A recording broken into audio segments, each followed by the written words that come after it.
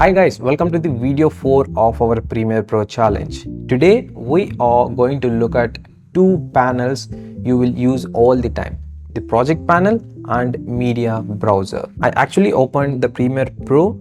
This is how the interface looks like, and just for your reference, I'm currently in a workspace of assembly.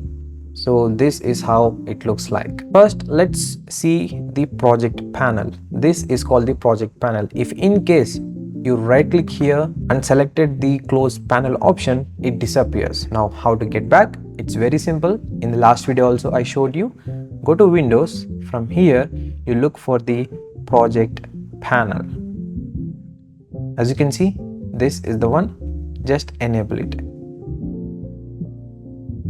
It came.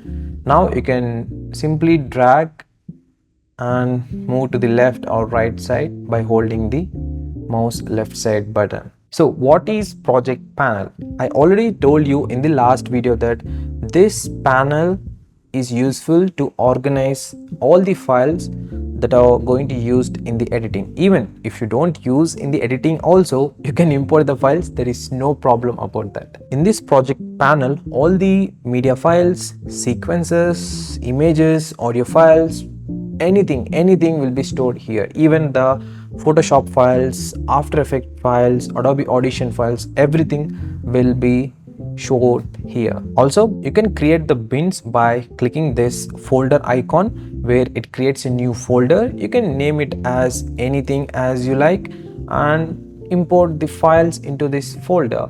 It's like a good organization technique. Next, in the project panel, even if you created a folder also, in that too we get a search bar here. You can type the things you added here. For example, I added the Angry Bird icon here. As you can see, once I type the Angry, it shows whatever the files that are linked to the Angry Birds. I mean the name, I can say. You can quickly drag and drop into the timeline. So this is all about the project panel. Next, we are moving to the media browser. This one I don't use most of the time because I organize all the files in my internal storage, so I don't need to worry about this again. If in case you want to access faster, I'll give you an example so you can understand much better. Let's say in the local disk F, I have this file. So before importing this file to the Premiere Pro software, if you double click on it, you can actually see the preview of that file.